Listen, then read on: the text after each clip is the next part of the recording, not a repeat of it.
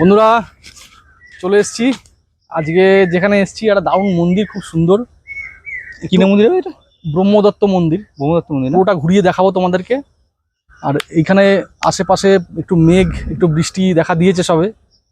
সুন্দর জায়গা। হ্যাঁ, দারুণ জায়গা, দারুণ জায়গা। পুরো সাইড প্রচুর বড় এরিয়া, ভালো জায়গা, আম বাগান রয়েছে। আর যখন আমরা বেরিয়েছিলাম তখন কিন্তু বৃষ্টি ছিল না অতটা, হালকা হালকা মেঘ মেঘ ছিল। সত্যি বৃষ্টি ছিল না, মেঘ হালকা পরিমাণ ছিল, কিন্তু হালকা বৃষ্টি নামছে। চলো মন্দিরটা দেখাই। মন্দিরের সামনে চলে এসেছি পুরো। হ্যাঁ, সামনে চলে এসেছি। পতাকাটা কত সুন্দর দুলছে কত সুন্দর। আর মেঘের সঙ্গে মন্দিরটা এত সুন্দর লাগছে দেখতে।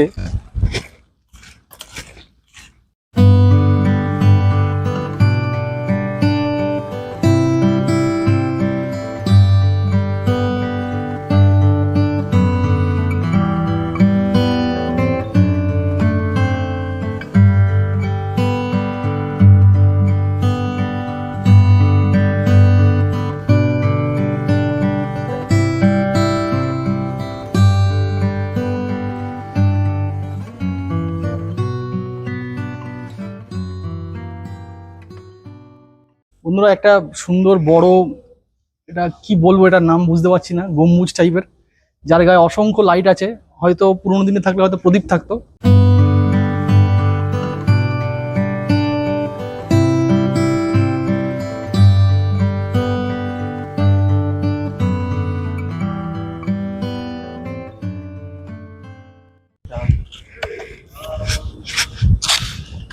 চারিদিকে বড় জায়গা,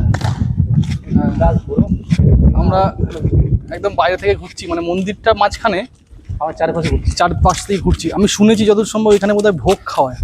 হ্যাঁ, ভোগ সপ্তাহে 2 দিন ওখানে রান্নার জিনিসপত্র রয়েছে, ওখানে লেখাও আছে জানিস। হ্যাঁ, ওখানে লেখা আছে জল, পানীয় জল। এখানে পুরো চারিদিক থেকে এরকম ছোট ছোট ঘর করা আছে, ঘর টাইপের, ঠিক বসার জায়গা, যেখানে বসে বসে খাওয়ার জায়গা। পুরো বসে যে খাওয়া দাওয়া হয়। অনেক বড় জায়গা নিয়ে মন্দিরটা, এবং চারিদিকে আর মাঝখানে হচ্ছে এই মন্দিরটা। পুরো চারিদিকটা এরকম রয়েছে। এখনো তৈরি হচ্ছে, পুরোপুরি কাজটা সম্পূর্ণ হয়নি, এখনো অনেক কাজ হয়তো বাকি আছে। অল্প অল্প বৃষ্টি হচ্ছে, ঝিরিঝিরি বৃষ্টি। এই বৃষ্টিতে ভিজে শান্তি আছে এখানে। এখানে বৃষ্টিতে ভিজে শান্তি নেই, মানে এই জায়গাটাতে শান্তি। বললাম তোকে শান্তি আছে, বৃষ্টিতে ভিজে তুই হ্যাঁ বললি, না বলি কিন্তু আমি বৃষ্টিতে ভিজে ভালোবাসি। খুব সুন্দর রং টং করে, আগে তো রং টং ছিল না যতদূর সম্ভব আমি শুনেছি। কাজ হচ্ছিল, আমি যখন এই মন্দিরটার ব্যাপারে শুনেছি তখন এখানে সবে কাজ হচ্ছে, অনেকে আসতো আমাদের ওদিক থেকে। ভেতরটা দেখাবো, আগে বাইরেটা ঘুরে নিই। বৃষ্টি আসছে, একটু পরে তার বাইরে থাকতে পারবো না, এবার ভেতরটাই ঢুকতে হবে। এখানে দেখা যাচ্ছে, আশা করি এই দুদিকে, মানে একদম গেট থেকে ঢুকেই 2 সাইডে আছে, পাশাপাশি আছে। রাতের বেলা লাইটগুলো জ্বালায়, ঠিকই লাগবে, দারুণ লাগবে। একদিন আসবে রাতবেলা। দারুণ সুন্দর জায়গা। আমি সবাইকেই সাজেস্ট করবো বন্ধুরা, যারা এর আশেপাশে থাকো, এটা সিঙ্গুর, বলরামবাটি, ওই রাস্তা, ওই আশেপাশেই জায়গা। যারা এই জায়গার আশেপাশে থাকো তারা অবশ্যই একবার ঘুরে যাও ওই জায়গাটা।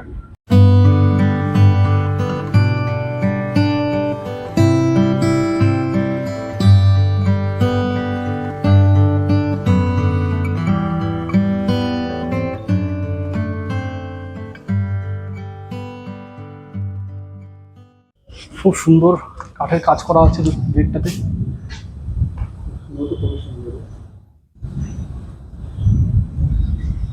খুব সুন্দর কাজ হাতের।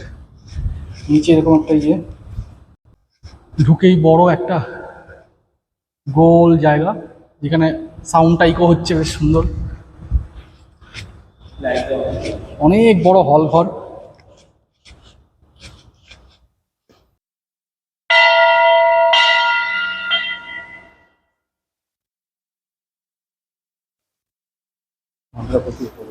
মাঝখানে একটা প্রণামী বক্সের সঙ্গে একটা কচ্ছপের মূর্তি,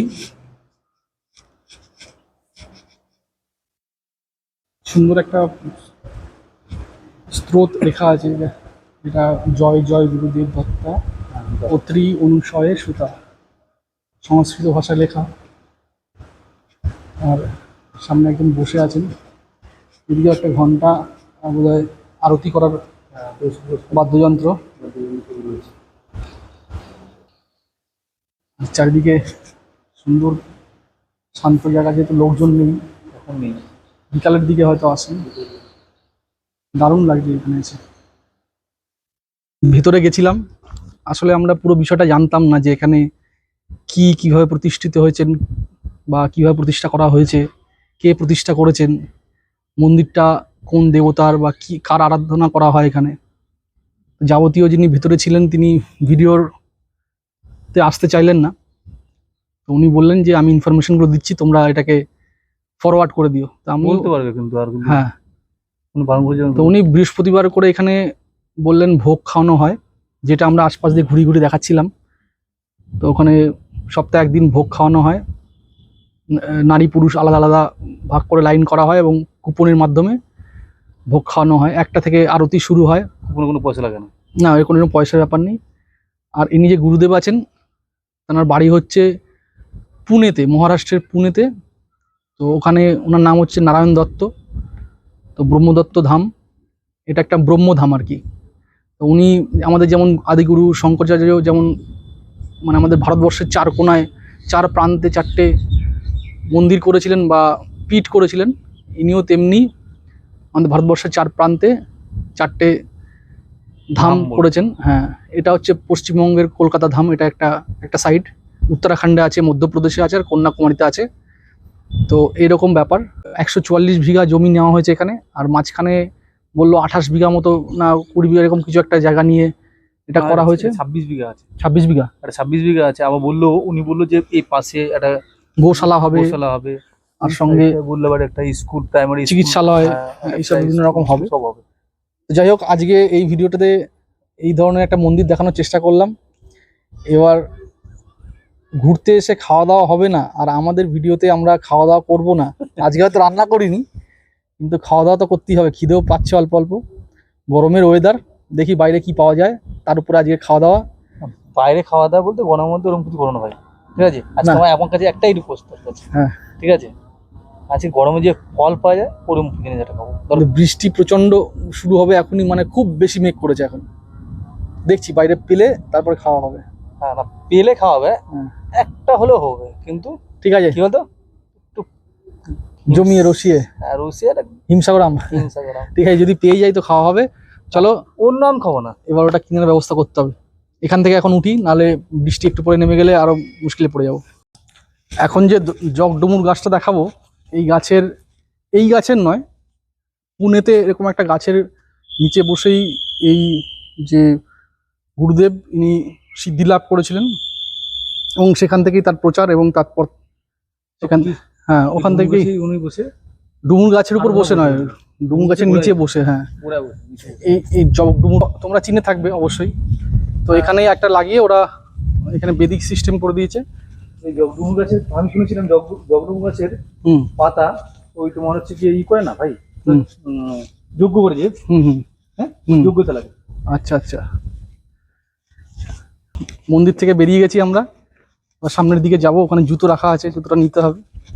তো এর মাঝখানে দুটো কথা আরও বলি। ইনি যে সিদ্ধি লাভ করেছিলেন এবং এখানে এই জায়গাটা যখন পছন্দ করেছিলেন যে এখানে মন্দির হবে, একটা ধাম হবে, তো এই জায়গাটাকে উনি ধ্যানের মাধ্যমে দেখেছিলেন একটা মানুষের আকৃতি ছিল এখানটায়। সেই হিসাব করে উনি এটাকে ডিসাইড করেন যে এইখানটাতেই মন্দিরটা হবে। সেই হিসাব করে জায়গাটা নেওয়া হয়। 4000 শিষ্য আছেন এনার, তারাই এখন পরিচালনা করেন। উনি লাস্ট ইয়ার 24-এ উনি মারা গেছেন। আর এই ধামটা প্রতিষ্ঠিত হয়েছিল এইখানে 2018 সালে। 2018 সালে হয়েছিল, হ্যাঁ 24-এ উনি মারা যান। তো এখন ওনার যারা শিষ্য আছেন তারাই পরিচালনা করেন সব কিছু। 4000 শিষ্য, হ্যাঁ অনেক শিষ্য।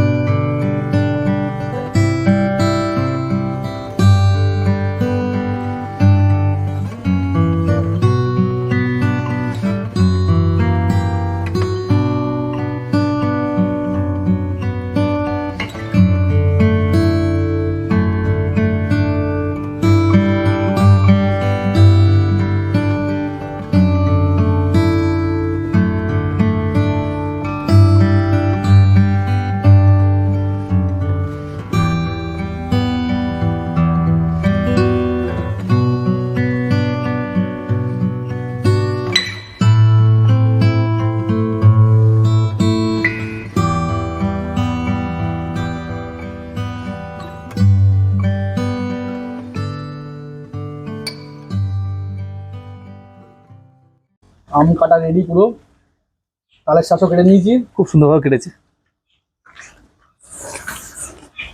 বেশি কথা না বলে। আহা, এই টেস্ট দারুণ করে, দারুণ দারুণ, অসুন্দর। অপূর্ব অপূর্ব। বাইরে বৃষ্টির ওয়েদার, তার সঙ্গে এক প্রকার হিমসাগর টেস্ট। আর অনেক আম কেনা হয়ে গেছে আজকে, দেখেছি আমাদের 1.5 কেজি কম না। ভাই যে হিসেবে খিদে পেয়েছে, আর হিমসাগর, আর এর সাথে বলতে নেই, জল পড়ছে উপর দিয়ে। জল পড়ছে না, হুম, যা দেখো তো হুম, তালের শাঁসটা খেলামই না। আর খেয়েছি আমি। এই সময় তালের শাঁসটা ওঠে, এর তো টেস্ট অতটা একটুখানি জল জল টাইপের।